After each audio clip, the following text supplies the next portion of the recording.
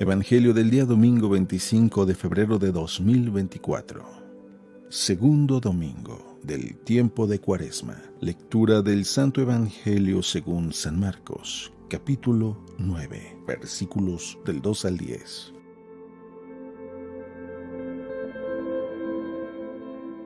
En aquel tiempo Jesús tomó aparte a Pedro, a Santiago y a Juan. Subió con ellos a un monte alto y se transfiguró en su presencia. Sus vestiduras se pusieron esplendorosamente blancas, con una blancura que nadie puede lograr sobre la tierra.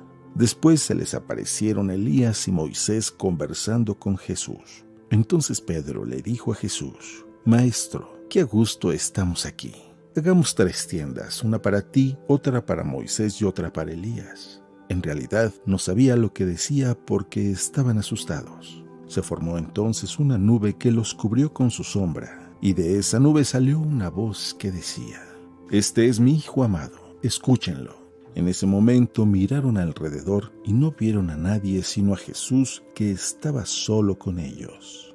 Cuando bajaban de la montaña, Jesús les mandó que no contaran a nadie lo que habían visto hasta que el Hijo del Hombre resucitara de entre los muertos. Ellos guardaron esto en secreto, pero discutían entre sí qué querría decir eso de resucitar de entre los muertos. Palabra del Señor.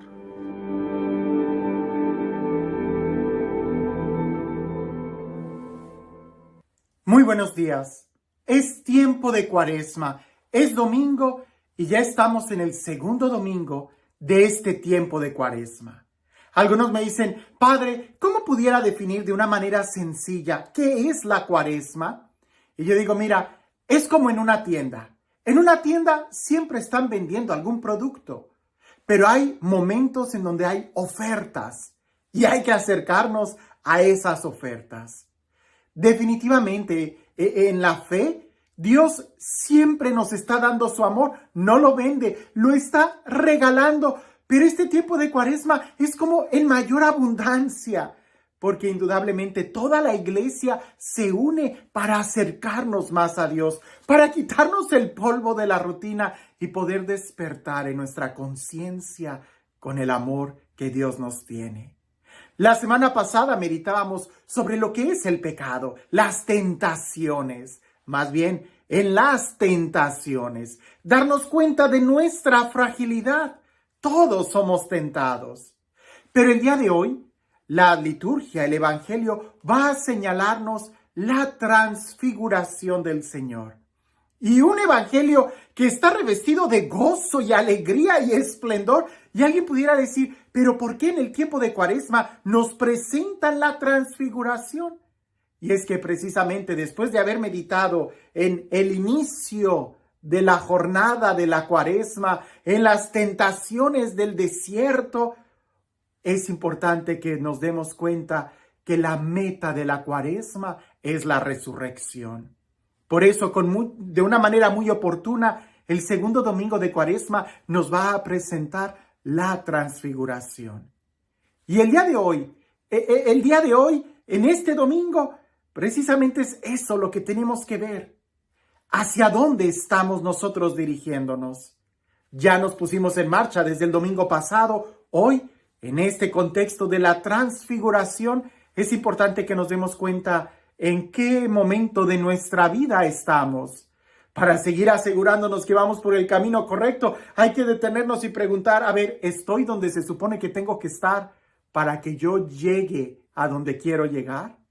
No nos vaya a pasar como a un amigo que él iba dirigiéndose a su destino y se detuvo en un pueblo y estaba comiendo, y ahí en ese restaurante le preguntó a los que estaban atendiendo que cuánto le faltaba para llegar a tal lugar. Y ellos se quedaron extrañados y dijeron: por aquí no va a llegar a ese lugar, se tiene que regresar y tomar el camino principal para dar vuelta a la derecha y seguir avanzando.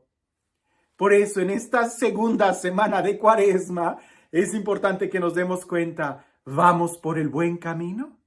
Sin más preámbulo, escuchemos el Evangelio del día de hoy. Y dice así: En aquel tiempo Jesús tomó aparte a Pedro, a Santiago y a Juan. Subió con ellos a un monte alto y se transfiguró en su presencia. Sus vestiduras se pusieron esplendorosamente blancas, con una blancura que nadie puede lograr sobre la tierra. Después se les aparecieron Elías y Moisés, conversando con Jesús. Entonces Pedro le dijo a Jesús: Maestro, qué a gusto estamos aquí. Hagamos 3 chozas, una para ti, otra para Moisés y otra para Elías. En realidad no sabían lo que decían porque estaban asustados. Se formó entonces una nube que los cubrió con su sombra, y de esta nube salió una voz que decía: Este es mi Hijo amado, escúchenlo. En este momento miraron alrededor y no vieron a nadie sino a Jesús, que estaba solo con ellos. Cuando bajaban de la montaña, Jesús les mandó que no contaran a nadie lo que habían visto hasta que el Hijo del Hombre resucitara de entre los muertos. Ellos guardaron esto en secreto, pero discutían entre sí qué querría decir eso de resucitar de entre los muertos. Nos habla de la transfiguración, y antes de abordar directamente el tema, creo que es bueno que pensemos esto. Me has oído decirlo, que cuando estemos muy contentos, cuando estemos muy tristes, cuando tengamos miedo o cuando nos sintamos muy seguros, detente. Analiza bien las decisiones que vas a tomar, porque en un extremo del sentimiento, como lo acabo de describir, muy contento, muy triste, es cuando se toman las peores decisiones. Los discípulos estaban asustados, habían subido al monte a orar y ven una manifestación increíble. Jesús con Elías, con Moisés platicando, y ellos se acercan y dicen un disparate: Maestro, es bueno quedarnos aquí, hagamos 3 chozas. No, la vida espiritual no es para huir de la realidad. Lo vuelvo a decir, la vida espiritual no es para huir de la realidad. Al contrario, la vida espiritual te ayuda a enfrentar la realidad y transformarla. Por eso no se quedaron los discípulos ahí en la montaña en ese momento bonito, sino que Jesús les mandó: bajemos. Tenemos que caminar, tenemos que transformar este mundo. Y en la misma voluntad de Jesús, el morir en la cruz. Por eso, la vida espiritual nos debe de ayudar a hacernos más conscientes de la vida real aquí en la tierra y transformarla. Otro aspecto que quiero hablar con este juego de palabras de la transfiguración, para poder entenderla: transfiguración es ese momento donde Jesús se deja ver, donde Jesús se revela a sí mismo como Dios, para que en el momento de la crucifixión no titubearan sus discípulos o les fuera más fácil creer en el momento de la resurrección. Ya les había anunciado él que el Hijo del Hombre tenía que padecer, pero aquellos no entendían, sino ya es hasta después de resucitado cuando logran atar todos esos nudos o juntar esos engranes, y es cuando entienden. Transfigurar. Jesús deja ver su divinidad tal cual es. Una enseñanza para ti, para mí, el día de hoy.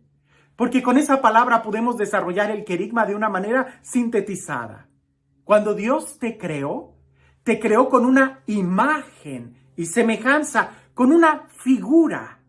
Dios plasmó en ti una figura, un plan perfecto, que cuando el pecado entra, nos desfigura, destruye esa figura que Dios había planeado en nosotros.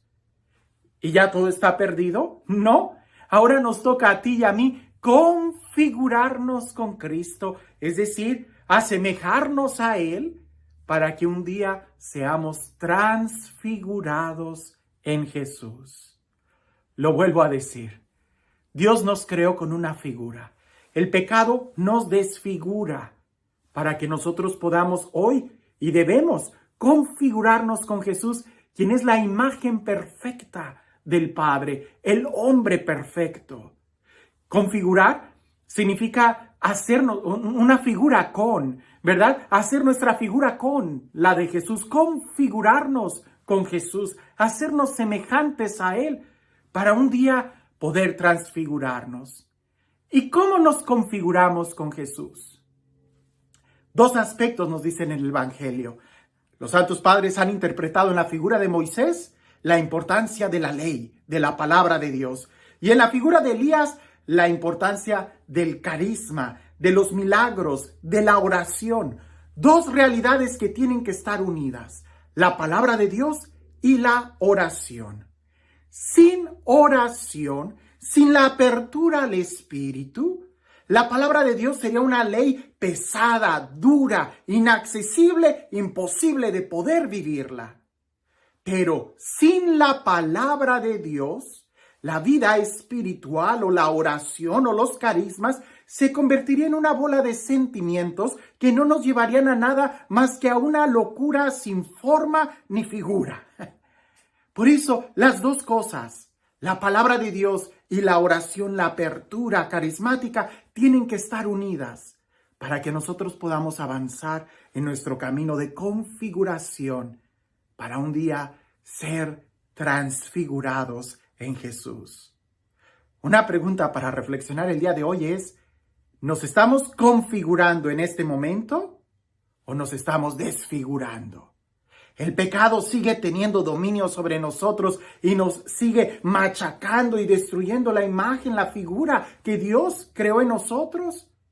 ¿O estamos en ese proceso de recuperarnos en Cristo Jesús para un día ser transfigurados en Él? Hermano, es tiempo de Cuaresma.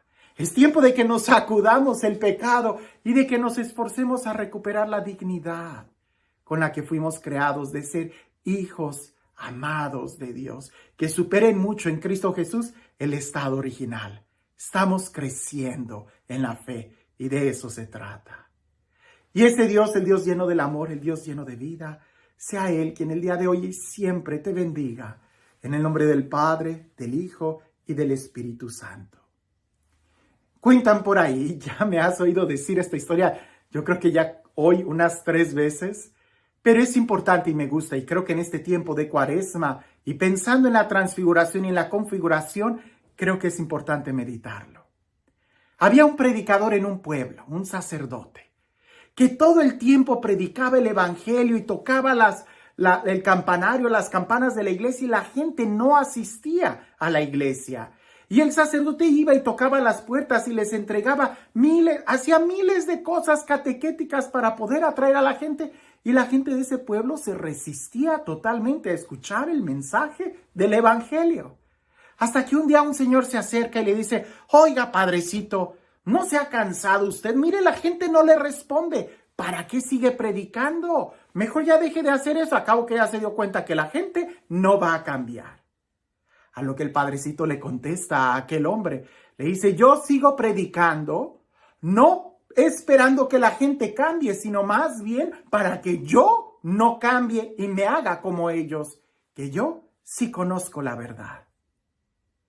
Hermano, no te canses de seguir esforzándote en tu vida, porque al final del día es nuestra vasija, nuestro corazón, el que tenemos que moldear para recibir o para contener o para experimentar el amor de Dios. Nuestra vida yo la comparo como una vasija. Dios siempre derrama su amor, pero si nuestra vasija está quebrada, no vamos a poder contenerlo. En el momento en que tú restauras eso, vas a experimentar en plenitud la llenura de la gracia de Dios. Aprovecho para decir esto, ni sé cómo decirlo. El día de ayer creo que tuve un momento de esos que se llaman de que perdí mi mente, me distraje un momento y yo utilicé la palabra cumpleaños, pero no estaba cumpliendo años. En realidad lo que yo quería decir era la ordenación sacerdotal que acaba de pasar hace algunos días y no había tenido la oportunidad de agradecer a toda la gente que me había estado escribiendo comentarios. Fue ahora sí que un momento de un lapsus brutus, ¿verdad? Que pensando en el aniversario sacerdotal, dije la palabra cumpleaños. Agradezco muchísimo a todas las personas que me han expresado su amor, su cariño. No saben cuánto lo aprecio. Me hacen sentir muy humilde, ¿verdad? Insignificante con todo el cariño, las muestras de cariño que me han dado. Pero no, ayer no fue mi cumpleaños ni antier, ¿verdad? Yo me refería a la ordenación sacerdotal que ya hace algunos días sucedió y no había tenido la oportunidad de darles gracias. Así que mil disculpas por el malentendido, pero nuevamente agradezco mucho todo el cariño que me han expresado y por favor manténganme en sus oraciones, porque indudablemente yo creo en el poder de las oraciones y he experimentado el poder de cuando unos oramos por otros. Ténganme en sus oraciones y sigamos caminando juntos como un pueblo de Dios a la casa del Padre. Que tengan un excelente domingo.